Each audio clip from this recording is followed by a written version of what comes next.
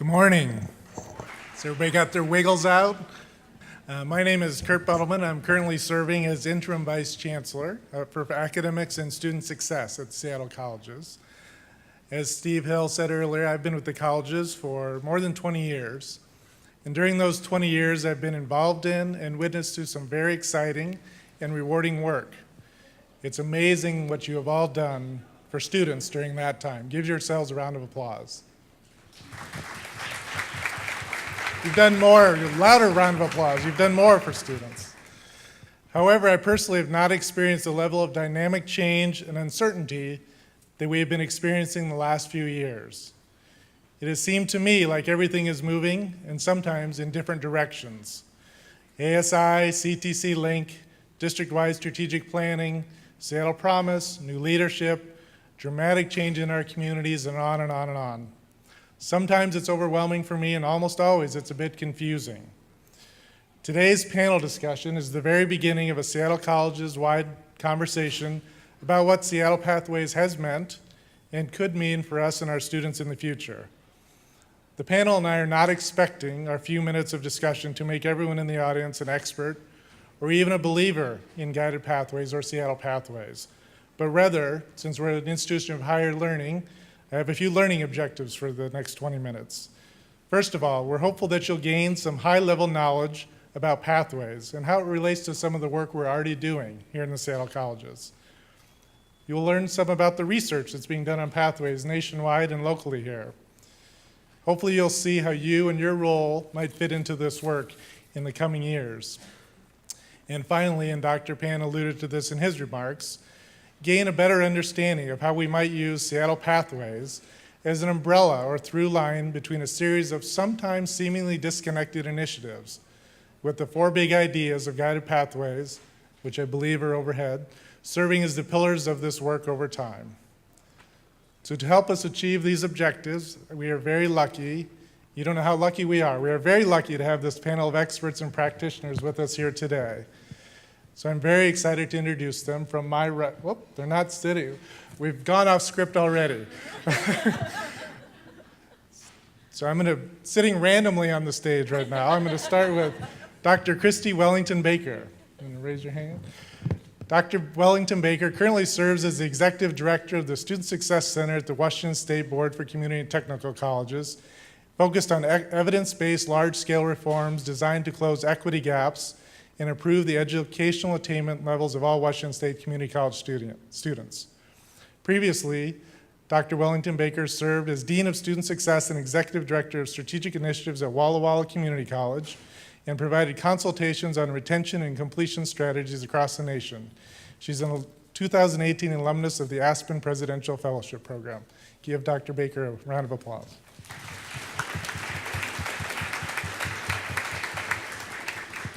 Katie Kovacic is Research Coordinator in the Community College Research Initiatives Group, which conducts research nationally on equitable college access, progression and transfer, degree completion, and employment and living wage careers for underserved students and diverse learner populations. Their current Guided Pathways initiative is working with student success centers to develop strategic coaching designs for Guided Pathways implementation. She brings a research and a multi-state perspective on how various states are approaching this reform. Let's give Katie a round of applause. Melody McMillan, raise your hand, currently is the Director of Advising at North Seattle College, and as Dr. Pan announced earlier, will soon be transitioning to the role of Seattle College's Seattle Promise Director. Congratulations, Melody. She has served as the Assistant Director of Advising at Northern Kentucky University prior to joining the Seattle Colleges. In the last year, Melody had partnered with college administration staff at North to lead the adoption of a case management advising model. She also serves on district-wide STEM and student success committees. Thank you for being here, Melody. And because at Seattle Central things are always a little bit different, we have a dynamic duo from Seattle Central. Dr. Josh Worley and Dr. Crystal Balhan are full-time biology and psychology instructors, respectively. In collaboration with Ann Murkowski at North and Jake Ashcraft of South, they co-coordinate the district-wide National Science Foundation grant called Ready, Set, Transfer. Ready, Set, Transfer aims to increase the retention, persistence, graduation, and transfer rates of low-income women and students of color in STEM, with a direct focus on supporting students in pre-college math. Welcome, Josh and Crystal. And because South is the college that it always obeys the rules, we have Tish Lopez sitting in the correct chair, the only one of the panel. She's an English faculty member at South Seattle College. She's been serving as a faculty representative on South's guiding team for Guided Pathways for the last 2 years.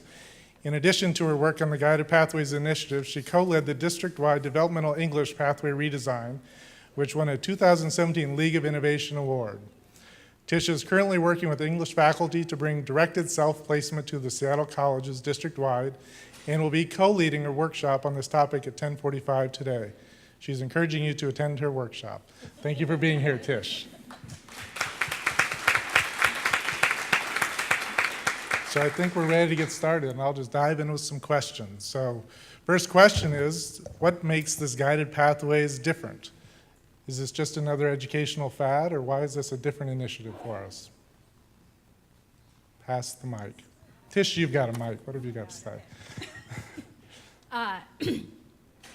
No, it's not just a fad. A fad is something that comes and it goes, and all of us in the Seattle colleges have definitely seen those initiatives. And too often those initiatives happen in isolation or they happen in silos. It's certain departments or certain programs leading a change in a particular area, often with grant funding, and then once that funding goes, that program often goes as well.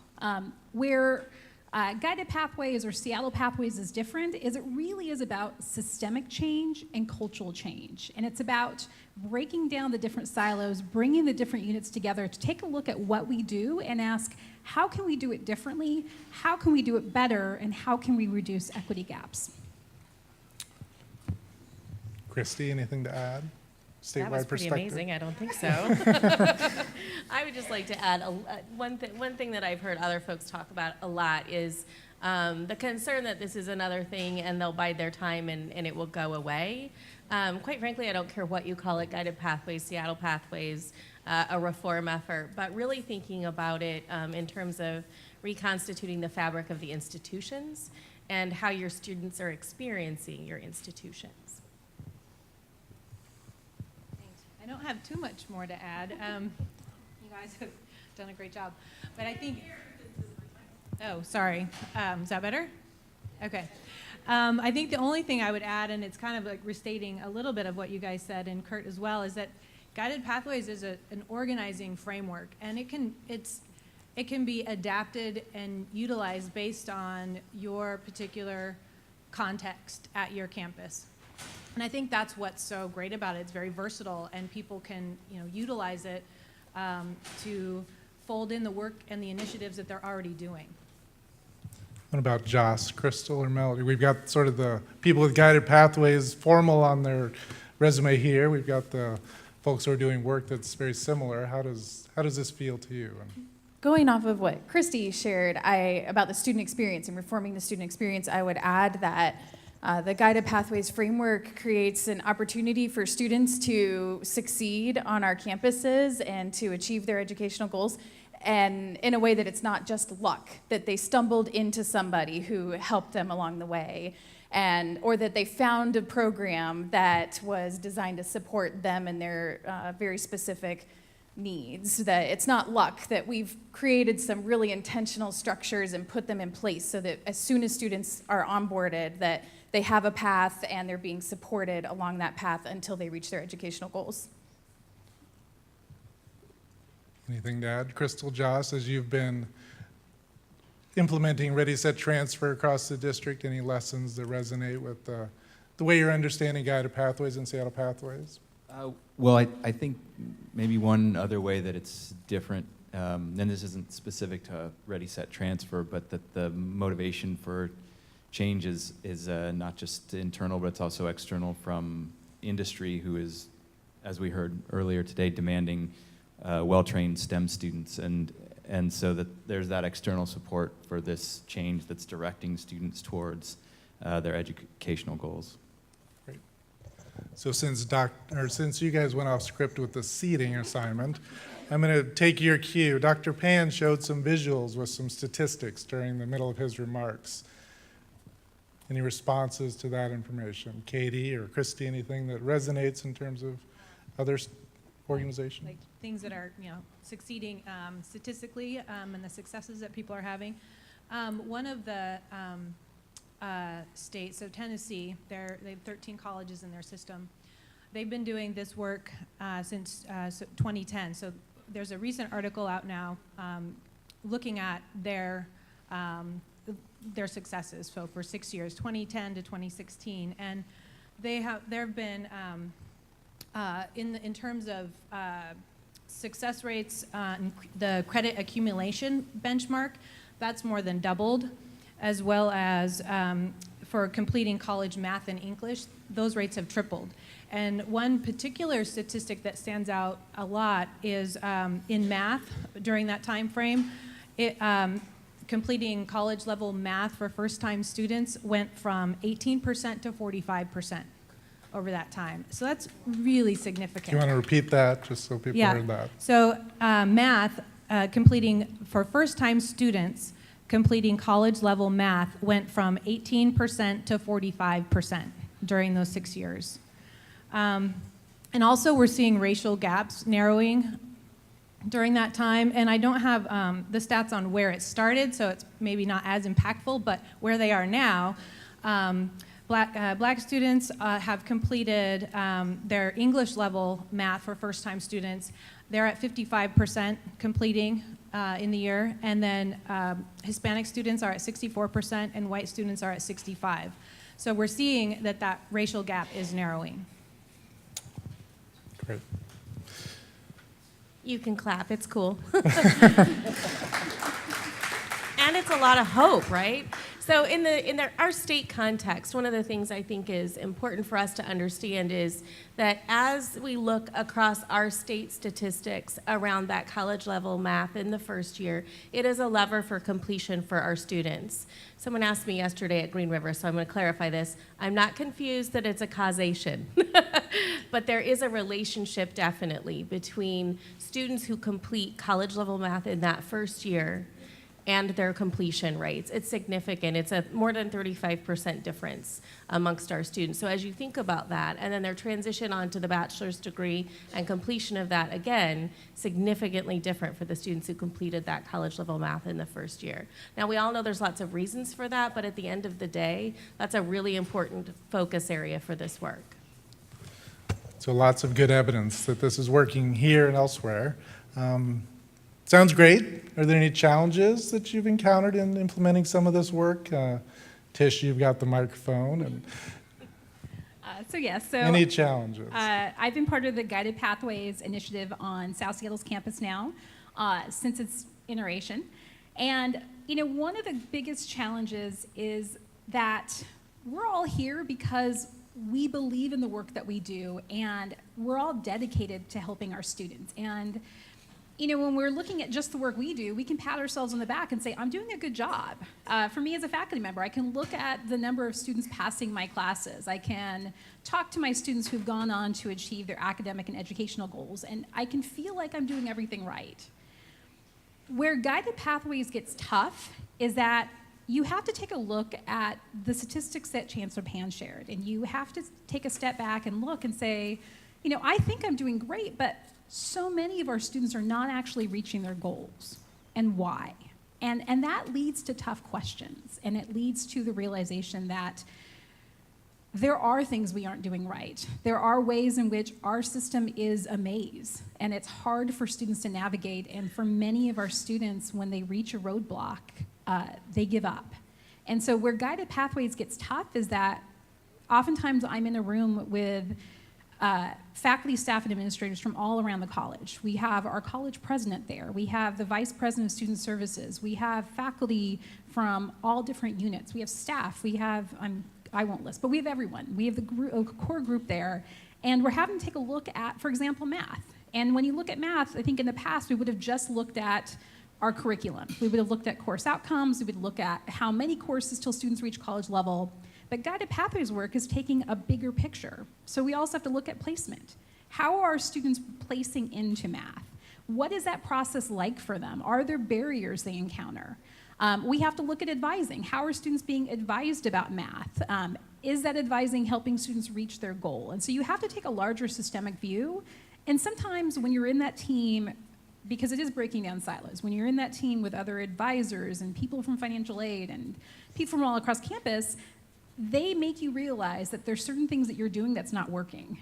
And it's tough. And your initial reaction is to resist and to push back and to say, no, like what we're doing is right. And I think to really do this work meaningfully, you have to let your egos go and you have to let go of how we did things in the past. And you have to be willing to embrace a new way of doing things. And that's tough. And it really does take trust, and it takes building a relationship with your colleagues, and that can't be done quickly. And so the work that we're doing on our campus, I think it's something that it takes time, and you are going to have those tough moments, but it's because of that. But if you can work together and you can let your egos go, great things can happen. Josh, Crystal, any of that resonate with your work across the district on RST or something else to add there? Yes. First, can I ask the audience, how many of you have heard of Ready, Set, Transfer?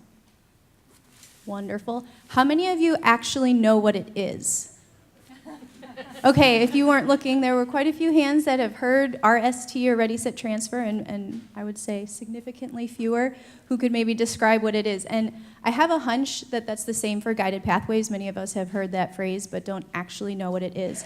And I would say for Ready, Set, Transfer, that's one of our challenges, is that those of us who are administering the grant and involved with our students, we really believe in it, and we're excited about the outcomes that we're seeing, and that's not enough. So I'm going to take this time to tell you a little bit about Ready, Set, Transfer. That's a shameless plug, mostly for our students. So we are operating at all 3 colleges, and we are focused, as Kurt described, on supporting economically disadvantaged STEM students, particularly women and students of color.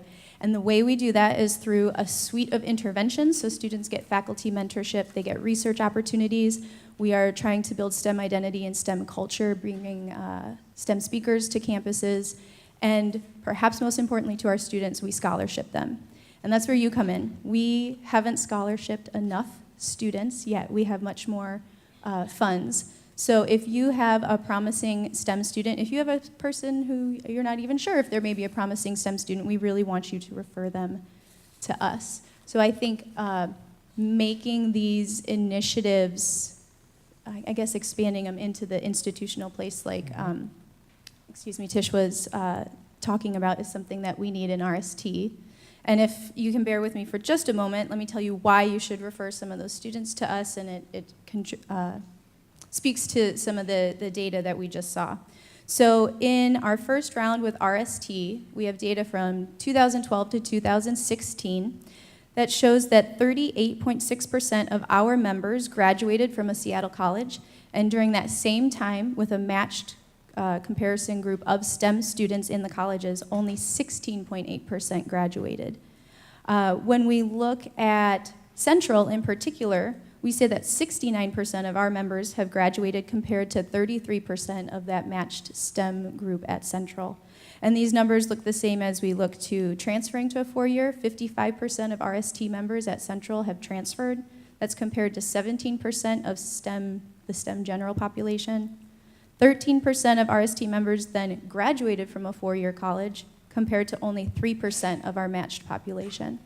And you might think that perhaps we are including just those already most resourced, prepared students, but that's not the case. In our STEM population, 45% of our students start in pre-college math, compared to only 30% of the general STEM population. So our program does seem to really be accelerating our students' success through both what's happening in the colleges as well as they move on into their 4-year university.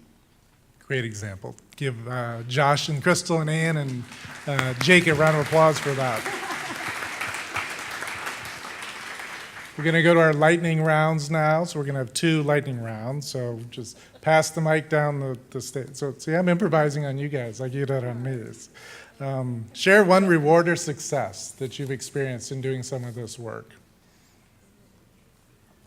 Melody's got the microphone. One reward that we've seen in advising at North since our advising redesign has been, at least that I have seen, has been students who know who their advisor is and trust their advisor. And when a roadblock comes, when a bump along the way comes, they come to advising because they know that there's a person there that they know and they have a relationship with, and they've met with that person more than one time. They haven't been shopping around for different advisors, and they have this deep relationship that they can navigate through their roadblock with that person. And it just is so rewarding to see that, and to have students in June come to advising and they just want to give their advisor a hug to say thank you and that they're moving on and they're done with us. And it's really just beautiful and nice to see. Great, thank you. Josh? Very closely related to that, Crystal mentioned the faculty mentors that all RST students have, and that's something that faculty mentors have been working with advisors and sort of helping guide students towards advisors when they're not sure about what they should take, so the classes they should take or how they should sequence those so that they're not taking all of their STEM classes in the same quarter.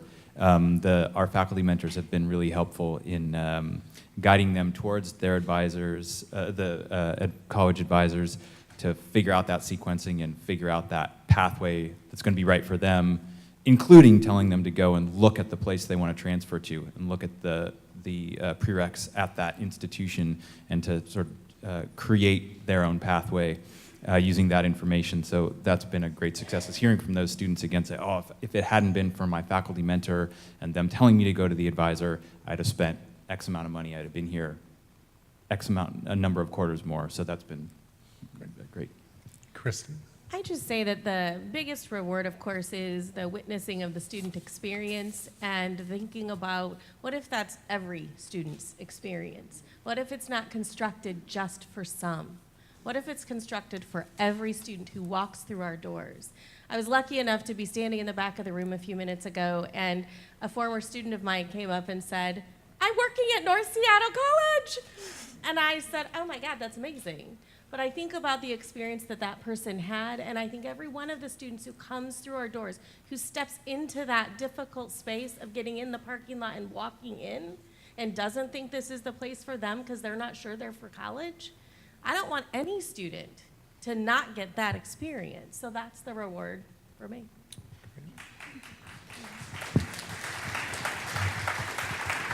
One more lightning round question. Maybe we'll start with Tish. Tish, we spent some time at a Guided Pathways event last month, and you gave me lots of advice. So what advice would you have for us as we embark on this work? I love giving him advice. What advice would I give? I would say a couple things. One, I think it is important to be engaged. I know a lot of us are overextended and we're tired and it's hard to want to take on extra work, but this work is truly, truly meaningful. It's taking a look at the practices and processes on your college that are not working and asking again, like, how can we make it better? And it's working with a collaborative team across your campus to figure it out. And it's a really wonderful opportunity to make true systemic change that will have a huge impact on students. In English, we used to have 11 standalone reading, writing, and grammar pre-college English courses. And then, yeah. And as part of our work in redesigning, and this was with the help of a lot of the work that was happening in Guided Pathways, we've now reduced it down to 2. We essentially have 1 pre-college English class and 1 co-rep class, and students are now reaching college level in 1 quarter or less. It's significant. And it's worth noting too that because we built in productive persistence and we changed some of the curriculum and how we teach it, the student success rates have never been higher. It's as high as 86% in certain sections. So it's really, truly great work that can happen when you get involved in this work, but it's only great work when again, you have that team that is working together across the campus to make those systemic changes and to be willing, again, to let those egos be pushed to the side and say, how can we do things better? And so one of the things I've learned from our Guided Pathways effort is in order for it to be successful, it really does have to be a whole team effort. It just can't be administrator-led, but it also just can't be faculty and staff-led. Like, it has to be all people at the table working together. And they have to consistently be at the table so that we are all part of the conversation and understand what's going on.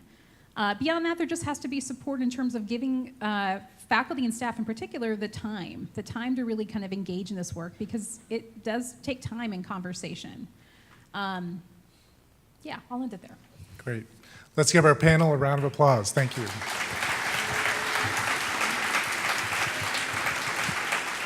So I just want to say, as we were preparing for this panel, we had a couple of conference calls, and it just happened to me recently, or again, as Tish was talking there. This work is exciting. Every time sort of I hear the energy and the outcomes that are coming forward from this work here at South, at Central, at North Seattle, and across the district, across the nation, the hair on your neck and you get goosebumps when you hear this stuff. So we're going to continue to proceed down this path, this pathway, pardon the pun, in the coming years. It's not going to be easy. It's not going to be fit neatly in a box, all this work, but I hope people are engaged and energized as we move forward on this. 2 ways to continue the conversation today. In the next 10 or 15 minutes, there are a couple of workshops that relate directly to Seattle or Guided Pathways. I'll give another plug for the English-directed self-placement workshop that will be held by Caitlin Carl, and Tish will be participating in that. Guided Pathways 101 by Jesse Knappenberger and Greg Dempsey here from South.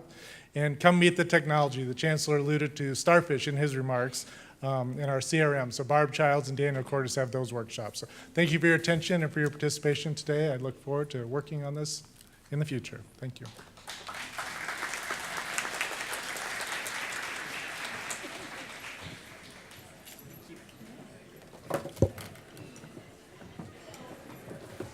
Okay, thank you, Kurt. Thank you to the panelists for your words, your inspiring words.